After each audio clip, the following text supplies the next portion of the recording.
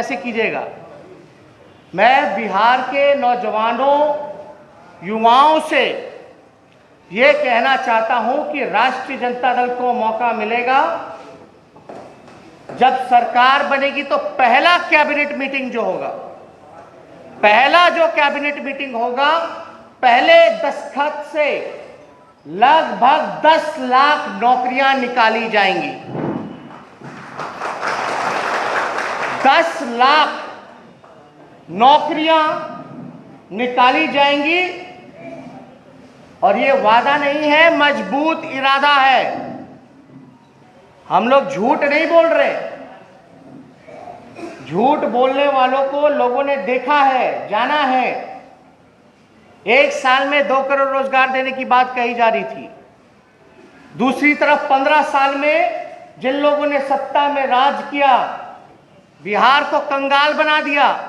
एक बिहारी पर लगभग 37,000 रुपए का कर्ज हो चुका है। 12.5 करोड़ की आबादी है। बिहार पर भार हो चुका है। इसलिए हम सब लोग इस चीज को लेकर के गंभीर थे। आप लोगों ने देखा होगा विधानसभा में बेरोजगारी को लेकर के जो आवेदन जिन लोगों ने भरने का काम किया रोजगार के लिए, चपरासी की नौकरी में, ड्राइवर की नौकरी में लगभग 5.5 लाख आवेदनें जो हैं वो जमा की गई, केवल 250 पदों के लिए।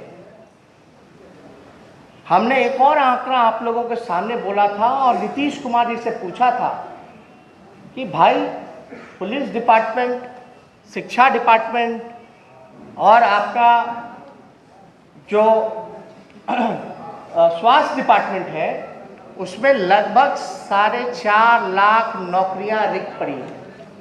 अब आप लोग सब लोग सोच रहे होंगे कि नौकरियां हम कहां से देंगे, कैसे देंगे, लेकिन कोई ये सवाल नहीं पूछता कि नीतीश कुमार जी पैसा कहां से देंगे। अब तक तो सृजन नहीं किया रोजगार, नियोजनों के नाम पर ठगने का काम किया। और ये जितनी भी नौकरियां राष्ट्रीय जनता दल जो वादा कर रही है, जो देगी पहले कैबिनेट में, ये सरकारी नौकरियां हैं और स्थायी नौकरियां हैं। सरकारी नौकरियां और स्थायी नौकरियां हैं। बिहार पुलिस का जो स्ट्रेंथ है वो 1,26,000 ही है। सोचिए, 12.5 करोड़ की आबादी और पुलिसकर्मी कितने, 1,26,000 है केवल। और नीतीश कुमार जी बोलते हैं कि लॉ एंड ऑर्डर को दुरुस्त कर दिए हैं। नीतीश जी, ये हर 4 घंटे पे बलात्कार होता है, हर 5 घंटे पे हत्या होती है। हम जब 15 में थे, 18 महीने आंकड़ा निकाल लीजिए एनसीआरबी का, और आप एनडीए का आंकड़ा निकाल लीजिए 2015 के 18 महीने के बाद का, तो अपराध तो बढ़ गया डबल इंजन की सरकार में। आप एनसीआरबी का आंकड़ा निकालिए, अपराध बढ़ने का कारण क्या है? 1 लाख पे अगर 77 पुलिसकर्मी रहेगा तो आप कितनी उम्मीद लगा सकते हैं पुलिस से कि वो अपराध को कंट्रोल कर सके? तो आपको हम बता दें, टोटल स्ट्रेंथ जो है, आप लोग पीछे हटिए तो, पीछे 66%। पथ निर्माण, जल संसाधन, भवन निर्माण, बिजली विभाग या अन्य विभाग में लगभग 75,000, मैं आंकड़ा गिना दूं, 75,000 जूनियर इंजीनियरों की जरूरत है। इसके अलावा जितने लिपिकों हैं, सहायक हैं, चपरासी हैं, ये मिलाकर के लगभग जो 2 लाख पद भरने की आवश्यकता है, जो सपोर्टिंग स्टाफ होगा, जिसकी जरूरत पड़ेगी, इनका जो है लगभग आवश्यकता 2 लाख का है। तो ये सारा कुल आंकड़ा मिला करके टोटल जो है वो 10 लाख का बनता है। इसमें हम डिटेल में आप लोगों को प्रेस रिलीज भी व्हाट्सएप पे हम आप लोगों के भेज देंगे, जिसमें कि आप लोग आंकड़े सही रूप से देख सकिएगा।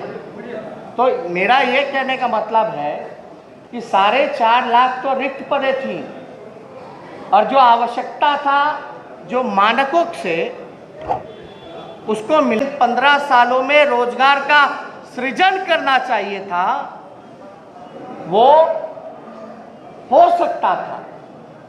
10 लाख स्थायी नौकरियां, सरकारी नौकरियां दी जा सकती थी, लेकिन नीतीश कुमार जी और इस डबल इंजन की सरकार ने नौकरियां नहीं दी।